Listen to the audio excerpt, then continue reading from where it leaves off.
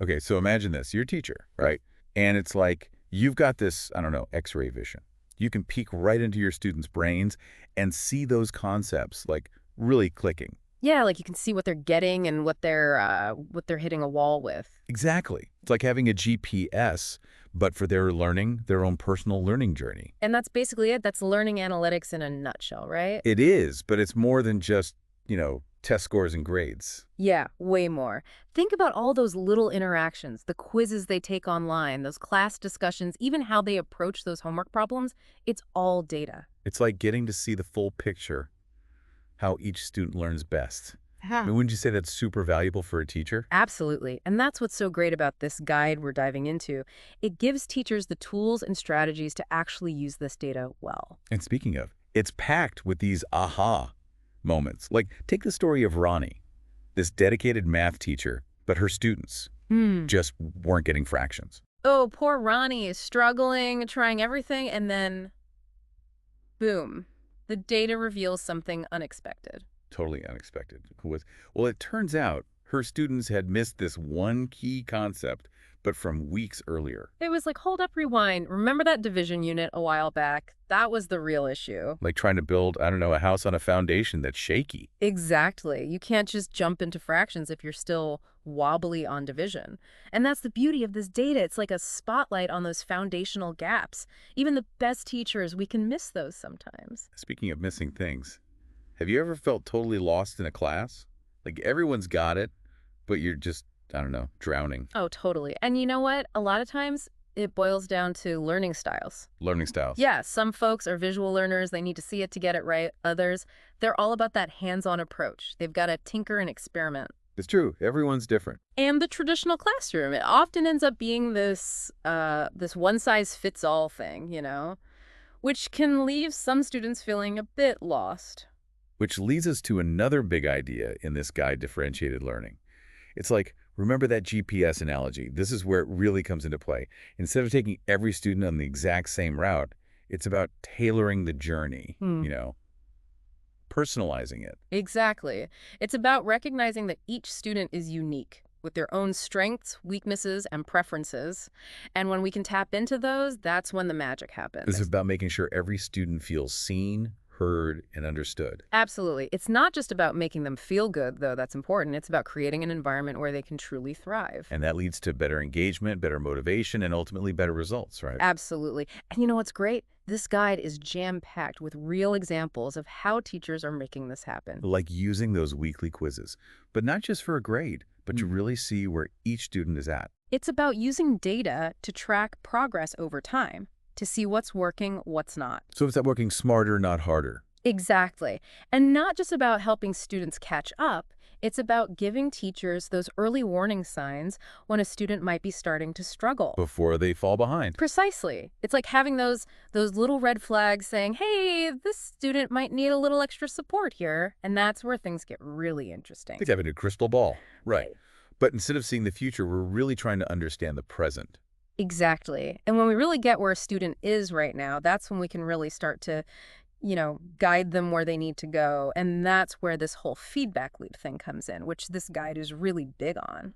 Now, feedback loop, it can sound kind of, I don't know, jargony. Hmm. But picture this. You're trying to learn piano, Okay. and instead of your teacher just being like, good job, or try again, Mm-hmm. they can be specific, right? Like, hey, your fingers are great on that part, but your timing's a bit off. It's about being precise with our feedback. And that's what learning analytics allows us to do. It's not just about the end product. It's about understanding the entire learning process. And get this feedback loop, it's not just for the teacher. This guide talks about how important it is to give students access to their own data. Now, that's what I call empowerment. Instead of just seeing a grade, students get to see the why behind it, where they did well, what they need to work on, how their understanding has progressed. Like a progress report, Yeah. but for like their brain. Exactly. A personal dashboard for their learning journey. And think about it. We check our fitness trackers, our bank accounts. Why not our learning progress, right? Makes sense to me. And you know what? When students have that kind of insight, it can be really motivating. They shift from, I'm just bad at this, to, okay, this is where I'm struggling now. How do I get better? So it's about fostering that growth mindset we always hear about. Exactly. And this guide is full of these inspiring stories. Like, have you heard about the Kathmandu case study? I think so. Remind me. So there's this teacher, right? No fancy software, no big budget, just him, his students, and get this, Google Sheets. No way. Just Google Sheets. That's amazing. Right. It just shows you don't need all the bells and whistles to make data work for you. So what did he do? Well, he was having trouble getting his students to understand fractions. Sound familiar? Kind of like Ronnie. Exactly.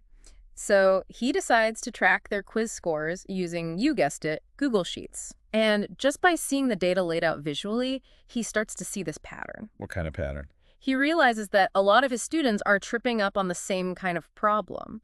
And the problems they struggled with all had one thing in common. They required students to use, wait for it, division. It's like Ronnie's class all over again. They were missing that foundational knowledge. Exactly, and that's the beauty of it. He didn't have to guess. He had the data. He could see the exact concept that was tripping them up and then address it head on. It's about working smarter, not harder, like you said. Absolutely, and that's what data-driven instruction is all about. Creating those aha moments for every student. So we've talked about personalized learning, feedback loops, even a little Google Sheets magic. But what does all this mean for the future of education? And this guide isn't afraid to ask those big questions. It really gets you thinking, like if we can do all this now, imagine what we could do with even more data down the line. It really is mind-blowing when you think about it. No, it's like we're on the edge of, I don't know, a whole new world in education, Like we talked about all this amazing stuff we can do now, but with even more data. Oh, the possibilities. Think about it. Classrooms that actually change and adapt to each student in real time. Whoa. Or how about using data to help teachers get better at what they do, like personalized professional development based on what's happening in their classrooms? And we can't forget about these students, right? What if every student had their own learning dashboard? They could really take control of their education, figure out what works for them.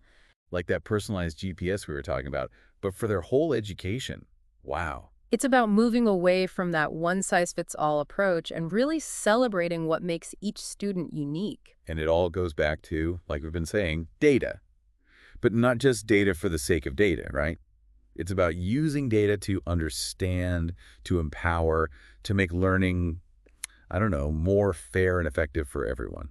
It's about using data to really see those aha moments, those breakthroughs that happen when everything just clicks. When you catch those little stumbles before they become bigger problems. Exactly. And hopefully spark that love of learning and make it last. So as we wrap up this deep dive on learning analytics, one last thought. If you were a teacher in this, I don't know, data-powered world, what would get you the most fired up? Ooh, that's a good one to think about, right? Because at the end of the day, it's all about giving every student the chance to be their best selves. And who knows, maybe, just maybe, data can help us get there. To a brighter future for learning, one data point at a time. On that note, that's a wrap on this episode of The Deep Dive. Keep those minds curious, and we'll see you next time.